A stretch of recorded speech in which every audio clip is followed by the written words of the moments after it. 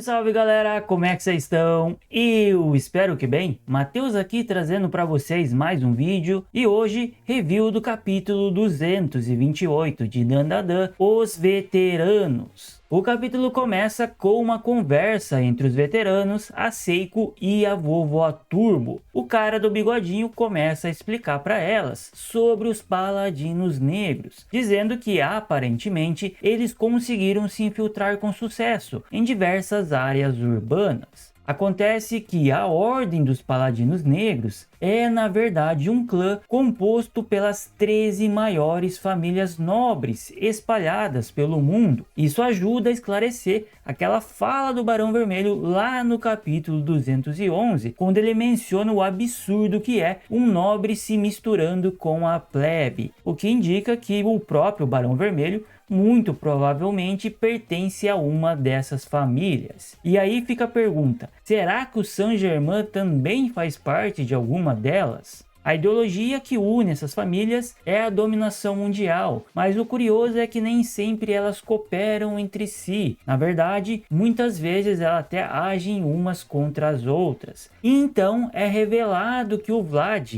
é quem está invadindo o Japão e que ele é também parte de uma família importante, sendo o príncipe da família Delacroix. E segundo as informações dos veteranos, essa família está reunindo poderes de yokais para se fortalecer e tentar reivindicar o posto de família número 1 entre as 13. A Seiko então comenta que as pessoas comuns estão sendo arrastadas para uma disputa de poder entre nobres. E o Sr. Bigodinho confirma que sim, mas diz que isso é algo que já acontece há várias gerações. Ele continua dizendo que, conforme a civilização avança, o ser humano nem sempre evolui na mesma proporção. Quando alguém cresce sem aprender valores básicos, o que é certo, o que é errado, e acaba ganhando poder, essa pessoa deixa de produzir suas próprias coisas e passa simplesmente a tomar dos outros aquilo que deseja.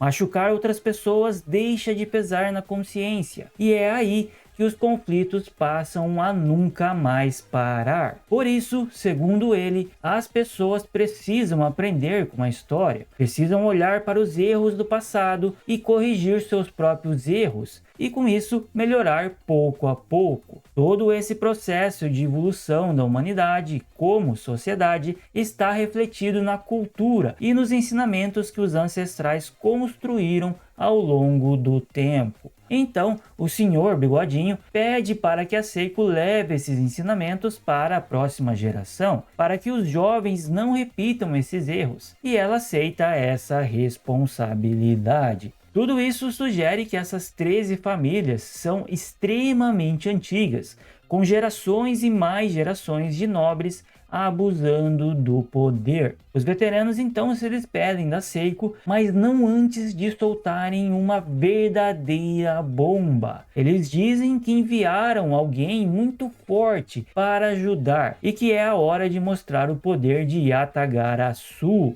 Yatagarasu, galera, é um corvo mítico de 3 patas da mitologia shintoísta japonesa, considerado um deus guia. O nome significa corvo de 8 palmos e sua aparição costuma ser interpretada como um sinal da vontade divina ou intervenção do céu nos assuntos humanos. Olha aí, hein, galera, será que finalmente vamos começar a ver mais os deuses aparecendo em Dandadan? Será que aqueles veteranos na verdade não são deuses?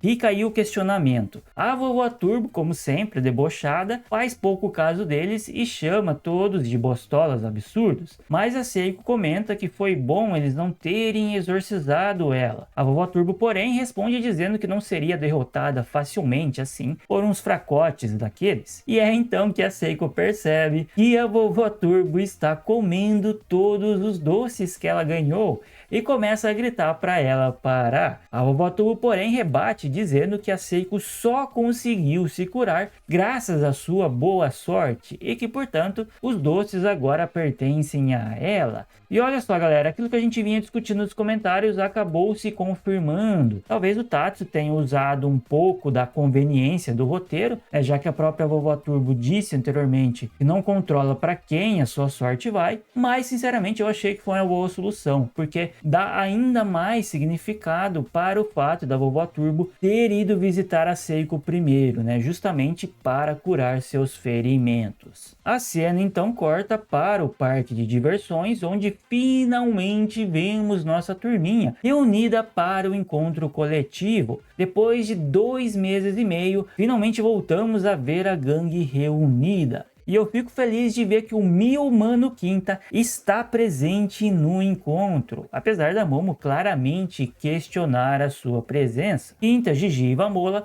comemoram que finalmente chegaram ao destino. A Aira, por outro lado, está ali focada no seu objetivo, tentando ganhar a simpatia do Okarun. Abre o olho, Momo, pelo amor de Deus, deixa o Quinta pra lá e tira o Okarun de perto da Aira. Se você tivesse com as suas memórias de volta, você jamais deixaria isso acontecer. Enquanto faz uma de suas poses características, Quinta diz para Momo que ele é o capitão do clube de pesquisa e que, portanto, é seu dever liderar o grupo. Gigi elogia o Quinta dizendo que ele é incrível e a Momo pergunta quem diabos foi que convidou esse esquisitão? É então que a Vamola revela que foi ela quem convidou. Afinal de contas, isso é um encontro. A Momo acaba perdendo a paciência e diz que a Vamola claramente não entende o que realmente significa um encontro, porém ao ouvir isso, Quinta fica completamente chocado por um momento. E então ele começa a fazer um ranking mental no memorial do Quinta Amor. Eu adorei esse nome, Quinta Amor. Avaliando o quanto cada garota gosta dele. Na sua cabeça, a Momo ainda é disparada a que mais o ama, mas depois deste comentário, a Vamola acabou subindo alguns pontos no ranking e se aproximando da Momo. E eu acho simplesmente maravilhoso como o Quinta ele vive completamente fora da realidade. Ele ainda manda a Momo e a Vamola lutarem por ele, e o pior é que a Vamola toda animada diz que tudo bem, ela vai lutar. Enquanto isso, a Momo fica só mais irritada. E é então que ela percebe o Okarun ali conversando com a Aira. E a Aira continua atacando forte, meus amigos. A Momo não pode bobear. A Aira conta que, por influência do Okarun, ela começou a pesquisar sobre dinossauros. Isso deixa o nosso menino surpreso. Ela então menciona o período Dryas, que supostamente teria sido causado pelo impacto de um grande meteoro, o que poderia ter alterado o campo magnético da Terra e até a gravidade. Okarun, sorrindo, diz que isso faz sentido. Ele comenta que se a gravidade da Terra fosse mais fraca naquela época, seria totalmente possível que um tiranossauro conseguisse se mover, mesmo com aquele tamanho gigantesco. Ao ver toda essa conversa, a Momo se lembra do momento em que Okarun a chamou para um encontro e pensa consigo mesmo que diabos de encontro é esse? E galera, a verdade é que a Momo ainda parece acreditar que o Okarun tem algum tipo de relação com a Aira. Talvez ela pense que os dois já estavam juntos antes mesmo dela perder a memória, o que poderia explicar por que ela acabou rejeitando ele. Então, definitivamente o Okarun precisa estabelecer limites claros com a Aira, se ele quiser que a Momo confie nos seus sentimentos. Ao notar que a Momo estava olhando para ele, o Okarun retribui o olhar, mas ela rapidamente desvia o rosto. Então, é a vez do Okarun se lembrar de suas próprias palavras, quando disse que a ideia do encontro não passava de uma piada. Com um coração apertado, ele chama a si mesmo de mentiroso e mais uma vez declara seu amor por ela. Essa situação me lembra bastante o que aconteceu antes da luta contra o Ness, quando a Momo também se sentiu enganada pelo Okarun. Mas quem sabe agora ele finalmente consiga esclarecer de vez a situação com a Aira. E quem sabe, no final desse encontro, a gente não dá mais um passo em direção ao Momokarun. Mas então a história muda de Tomo, vemos um grupo autoproclamado de Dragon Knights que está caçando o portador da habilidade As Aventuras de Pinóquio. E o alvo deles é justamente o Ocarum. E pelo visto, galera, tudo aquilo que a gente vinha discutindo sobre a possibilidade do Ocarum ser o Pinóquio realmente se confirmou. Eu acho que a dica maior foi o Ocarum se chamar de mentiroso e logo em seguida aparecer os Dragon Knights.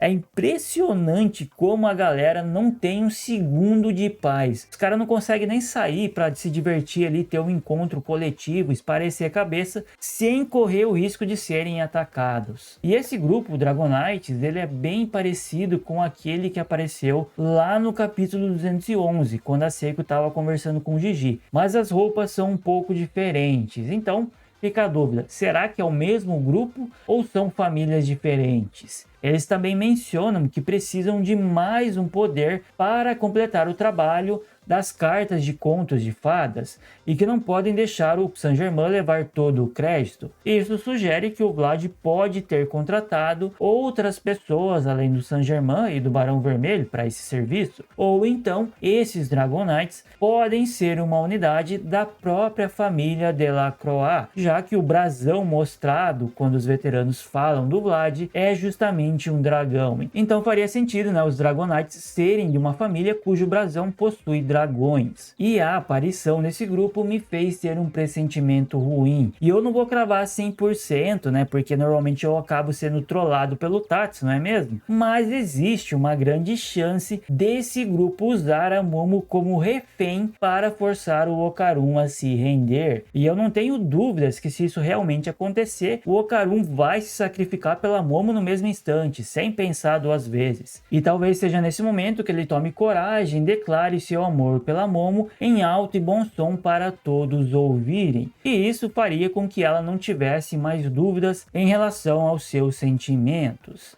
Mas tomare que eu esteja errado, tomare que isso realmente não aconteça. Quem sabe aquelas pessoas fortes que os veteranos mencionaram não apareça bem nesse momento para proteger a turma. Mas aí fica outra pergunta. Quem será essa pessoa? Será o retorno de algum personagem conhecido ou alguém totalmente novo? E outra coisa, cadê o Manjiro? Depois de todo aquele mistério, ele nem sequer foi mencionado nesse capítulo. Será que foi um bait do Tatsu ou isso ainda vai ser explorado mais pra frente? Bom, galera, agora vocês já sabem o que fazer. Comenta aí embaixo as suas ideias, teorias e interpretações sobre o capítulo.